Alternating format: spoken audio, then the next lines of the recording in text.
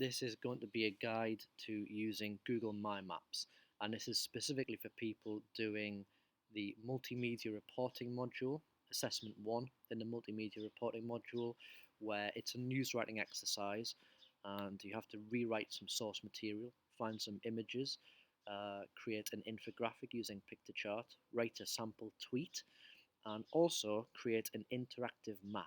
And I'm going to show you how to do that now. If you want to just know how to use My Maps to do this, this tutorial will work just as well. But this is specifically for people doing the assessment news writing exercise in multimedia reporting. So we want to create a map with multiple markers. I'm going to show you what that means and how to do it now. So I've got one I made earlier here. This is for a previous exercise that we all did in workshops. And you can see that I've put in some icons that are describing what's happening in various bits around Media City. This exercise was about Media City Phase 2, which is a real thing that's happening where Media City is going to double in size. There's going to be lots of new apartment blocks and new offices and some new bars and restaurants. It's already started to happen in this bit over here where the X1 buildings. They've only just gone up in the last year or so. They didn't used to be there. So this is all part of Media City expanding. I created a scenario based on this, which was so based in reality, but with some sort of addition. So I pretended that Channel 4 was going to come to Media City and things like that. Now, in the materials that I provided, I gave very specific geographical advice, geographical information rather, about where these things were going to happen. So even within Media City, we could put lots of dots and say, well, this is where Channel 4 headquarters is going to be, and this is where I think there was a bowling alley I said was going to be built there. I'm afraid that's not real, I made that up. And there was going to be a big car park built here, and there was going to be some new buildings over here. Now, I gave you specific geographical advice because I wanted you to create a map that showed me on a map where these different things would go. And this is where maps become particularly useful. So rather than sort of describing lots of quite dull geographical information in the article, we can just create a map and say, well, look, you can look at the map and see where these things are going to go. And you can also see what some of these things are going to look like as well. So I've got an image here, which I got from Google Maps. And I got an image here of these buildings which do actually exist, and a video of the buildings that actually exist. And over here I've got a picture of Jon Snow from Channel 4. And over here, again, I've got a 3D view. You might recognise that space. It's where there's a five-a-side football pitch and a booze car park, and there's booths where you might get your dinner. So I'm showing what these things look like now, or what they might look like in this story, and I'm adding information as well to say this is what's going to happen here. So if you want to know about Media City Phase 2, this map would be really useful in seeing where things are going, what they look like now or what they will look like, and read a bit of information about this stuff. So this is the beauty of an interactive map. Not only can I see what's going on here, I can interact with it, I can learn more about it, and I can zoom in and things like this. So this is why we don't ever want to screenshot a map. It's kind of useless, really, as a screenshot, but it's something we can interact with. It becomes much more useful. So I'm going to show you how to do that. So you go to Google and you just type in the words My Maps. Don't be tempted just to think, oh, there's maps, I know about Google Maps. It uses the same software, but it's a different tool. It won't allow you to create an interactive map that we need to do. So you need to click on the top result, Google My Maps. I've already created lots of maps in here, usually to do with journalism, but also to do with some of the holidays I've been on, to use my phone and see where I'm going and how to get there and stuff like that. So there's lots of different uses, but it's particularly good for journalism. So I'm going to go to this, and this is what happens when we create a new map. Let me just show you how that happens. Big red button up here, create a new map. And there we go. So I'm going to move on to this one now. So I've zoomed into Media City. So let's zoom out a bit. You just zoom into where you want to be. and there's Media City. If you think, well, that map view isn't much use, I need to see a satellite image, that's fine. Over here where it says base map, you can drop that down and you can click on satellite, and that might be a bit clearer to you now. So there's the University of Salford building that we all know and love, and there's the Blue Peter Garden, and there's bars around there, dockyards you might be familiar with. The Media City tram line comes in along there. This whole space here is part of what's going to be redeveloped in the actual Media City Phase 2 bit. So I've put one on here before. Let me take you through that again. So let's say I want to create an interactive map, and I want to say on this big space here, there's going to be some new buildings.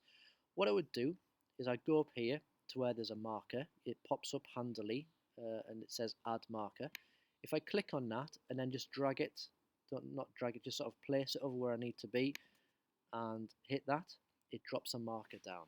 So let's pretend that there's going to be a new hotel here. I don't know if there is, but let's pretend that there is in this story. We're going to build a map showing all of that. New hotel will be built here. And let's pretend that I add some useful information. I always want to add in, I always want to add in some information about this as well. So any information you have, and when you're doing this news writing exercise, there will be information presented about this place, or you can Google whatever place it is, find a bit on a website and paste it into here. But maps become much more useful if you add in some information about what's going to happen there, or what is this place? What is this place that we put a marker down as? So let's say we hit save. There's our marker. But we can do more than just that. We can put a picture in as well. So that's what I'm going to do now. So if you move along to this little camera here, and let's just search for, I don't know, the word hotel.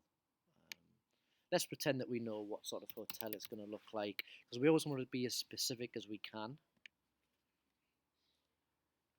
Let's pretend that it's going to look like one of these. In the test, your geographical information will be about places that actually exist. So you want to go and find, a specific image of that place. For now, because we're just practicing, let's pretend that it's going to look like that. And then we hit select. And what will happen in a minute, there we go, we can see what it's going to look like. We're pretending for the purposes of this demonstration that hotel is going to be built at Media City. We can also add more information, more pictures in as well. We can add more pictures. We can add as many as we want just by putting more and more in like that. What we can also do is we could go to YouTube search, and again, pretending that we've got some specific information about the hotel that's going to be here.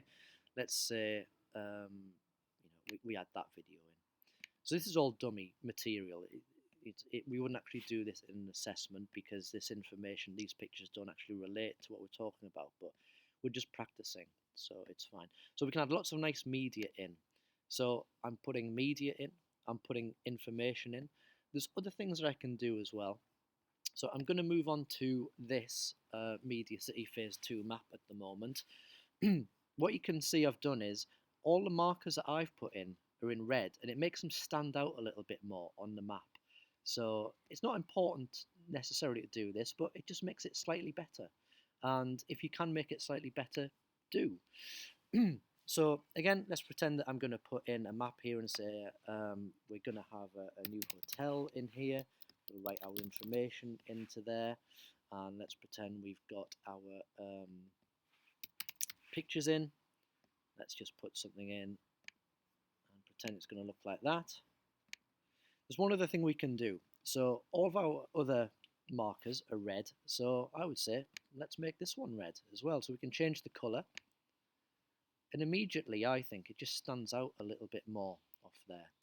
What we can also do is we can add in an icon. So you can see there's icons down here, and I can put in any of these.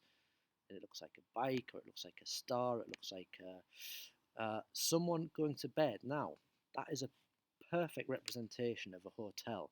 So I'm going to use that one. If you need to search, you can go to more icons and just search for what you're after. I'm a big fan of cricket, I like cricket, so there's one for cricket. Let's pretend it's a cricket pitch.